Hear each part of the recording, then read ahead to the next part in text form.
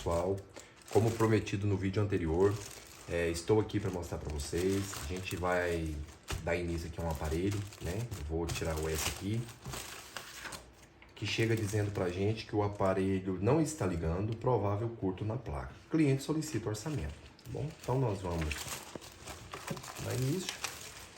Primeiramente, né? Nosso laboratório tem sistema de câmeras individuais por bancada, né? Para comprovar aí se o cliente alegar que a máquina dele não estava arranhada ou não tinha quebrado ou algo do tipo. Então nós temos como provar, né? Se o erro ocorreu dentro do nosso laboratório ou se a máquina já chegou até a gente com esse defeito. Nesse caso aqui, ele já tem um trincado na carcaça, uma resina, né? Filma aqui, dá um zoom para eles verem. Já tem um quebrado, o cliente já está ciente disso aí. Né? Nós vamos abrir o aparelho. A moldura aqui também está deslocada, tá desencaixado, quebrado. Provavelmente a resina aqui por dentro ela ou não fizeram inicialmente, ou ela quebrou posteriormente depois desse primeiro reparo exterior. Então, nós vamos...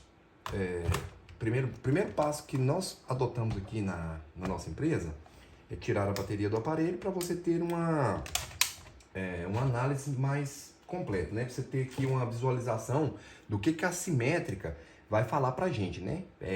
Porque com o tempo, com a experiência, pelo consumo que ela apresentar ali, você já consegue identificar mais ou menos se o defeito está ali no início, se tem um curto na placa, se é um problema de tensões secundárias, né? Que alimenta aí, que gera 3 VS, 5 VS, ou até mesmo esse modelo de aparelho da Samsung, ele não trabalha com nenhuma tensão presente, somente os 19 volts. Logo, quando você manda startar, ela vai gerar aí os 3 e 5 primário, dando início à sequência de start. Então, nós, com a bateria ali, filma assimétrica aqui para eles, que eu quero mostrar para eles que eu sempre zero ela, né? Zero ela todinha para poder começar os trabalhos, porque eu não sei se ela está em curto, em qual setor que é, se é um MOSFET em fuga. Então eu opto por começar com ela zerada. Vou pegar aqui o cabo da Samsung. Ver se eu localizo ele.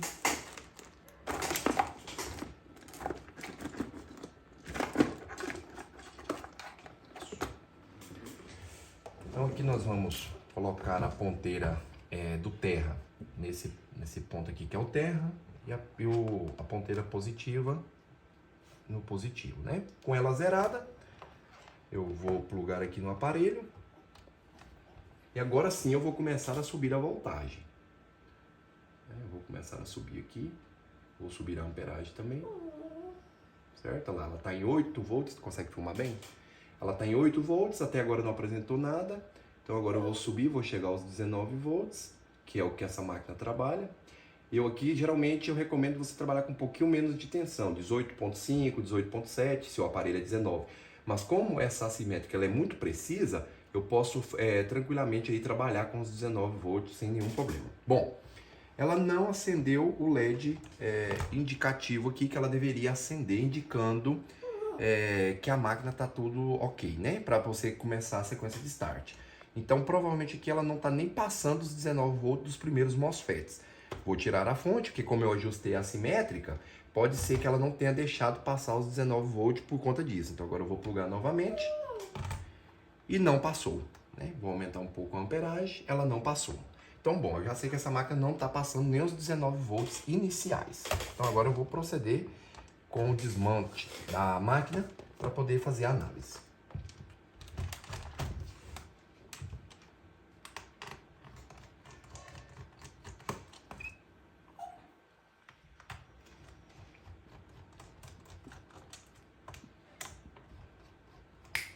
Vem cá.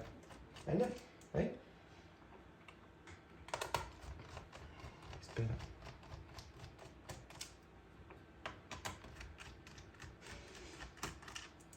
Tá filmando?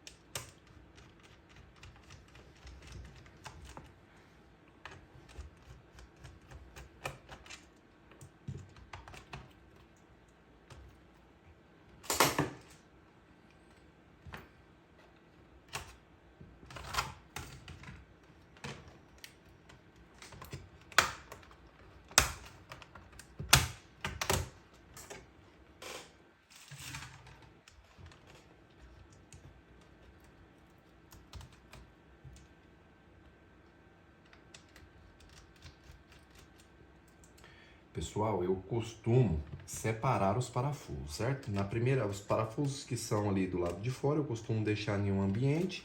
E os parafusos que são internos, eu costumo colocar separadamente. Por quê? Porque assim eu consigo saber, quando eu for fechar o aparelho, se está faltando algum parafuso. Então eu consigo saber que esses parafusos aqui são da parte da placa. Então, esses parafusos aqui, quando eu for fechar o aparelho, eles têm que baterem. Então, por isso que eu opto por separá-los. Deixá-los por separado, tá bom?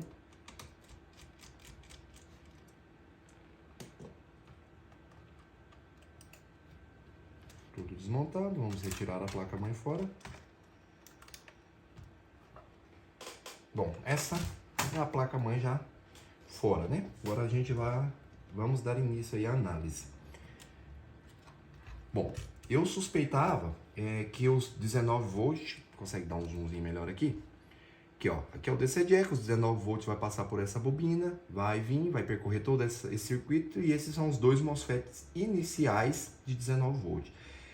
Quando eu pluguei a assimétrica, por ela não gerar a luzinha verde lá, que o Samsung são de praxe de gerar, eu desconfio que os 19 volts não está passando nem por essa linha, mas posso estar errado na minha análise. Por quê? Porque ele pode estar passando os 19, mas pode não estar gerando aqui VREG 3, VREG 5, que é o que alimenta aqui o LED.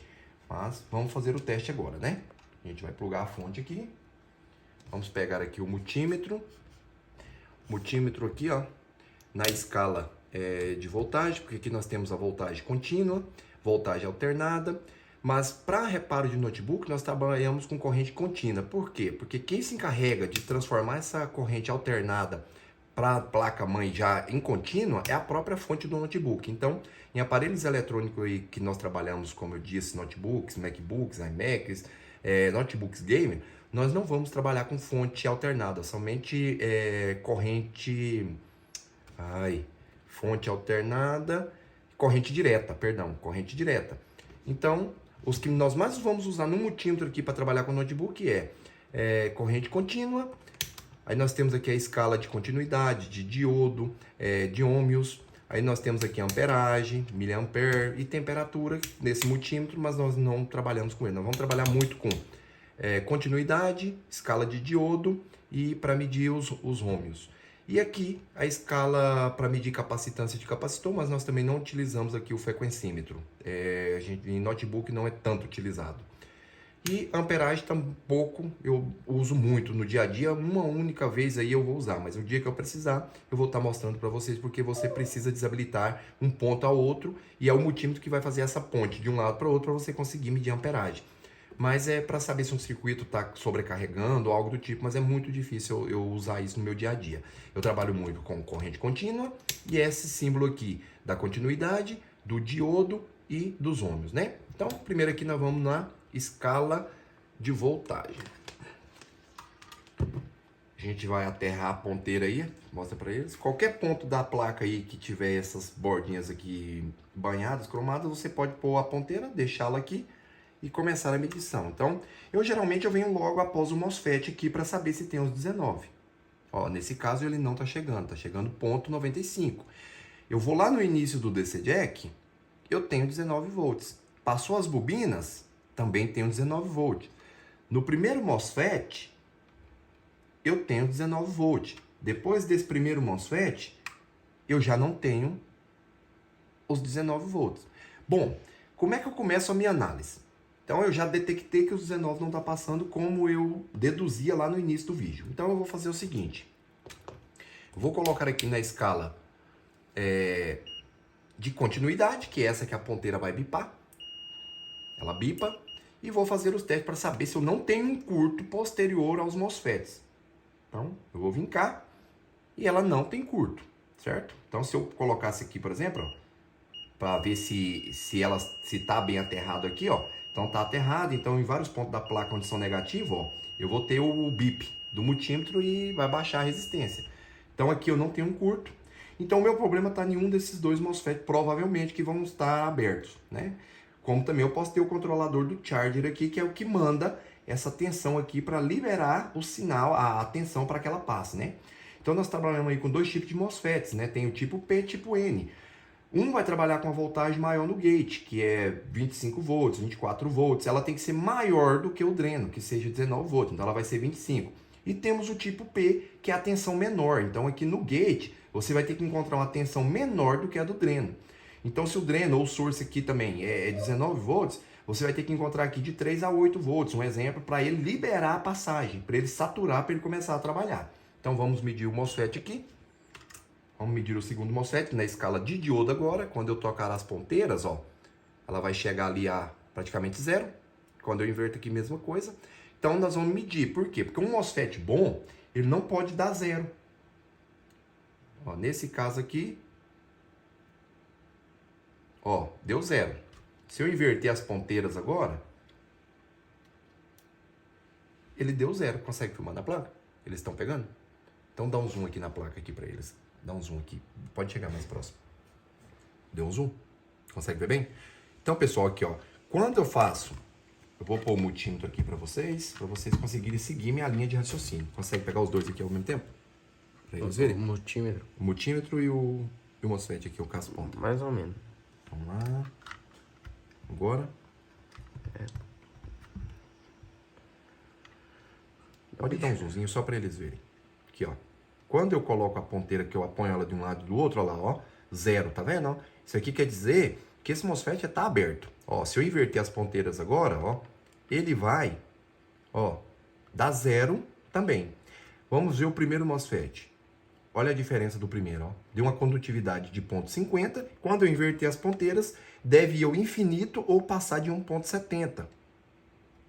Ó, ao infinito, tá vendo? Então esse primeiro MOSFET tá bom, o segundo MOSFET ele tá ruim. Eu vou verificar aqui se ele é um tipo P ou será um tipo N. Qual que é o macete? Terminado em pares, eles são tipo N. Terminado em ímpar, eles são tipo P. Ou seja, esse aqui provavelmente, esse é um 7410, muito padrão, é o AON 7410. Então ele é um MOSFET tipo N, como é que é o funcionamento dele? Ele precisa de uma tensão maior no gate para liberar a passagem. Então eu vou estar buscando ali um componente para fazer a troca.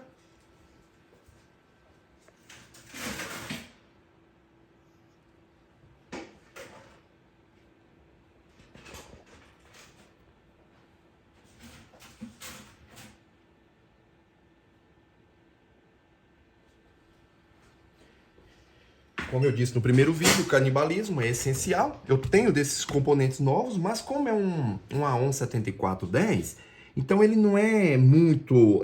não há nenhum problema de tirar de sucata. Existem componentes que nós trabalhamos novo, por exemplo, Super I/O, tudo que a gente tem novo, nós optamos pelo novo. Mas nesse procedimento aqui, eu vou pegar de um circuito que trabalha com a tensão aí direta, que, por exemplo, da bateria, que é o comutador, que também é um 7410, não vou ter nenhum problema de ter retorno com essa máquina ou o cliente ter que gastar aí novamente em breve. A probabilidade desse aparelho voltar por conta desse reparo que eu vou fazer aqui, ela é muito pequena. Pode voltar por outros setores, por ser um aparelho que já tem aí seus anos de vida.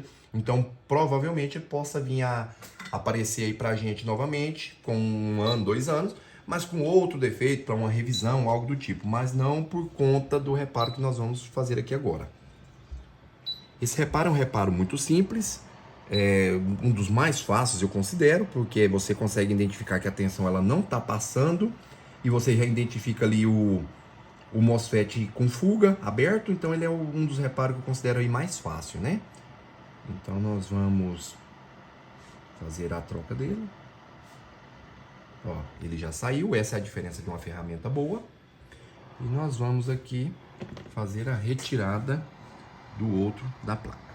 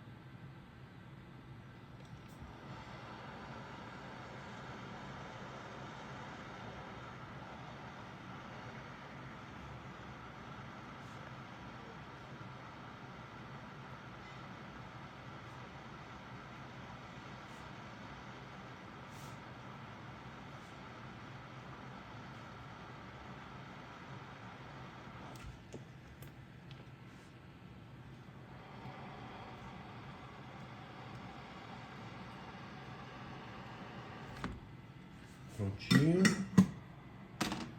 Nós vamos estar limpando aí onde nós usamos o fluxo de solda.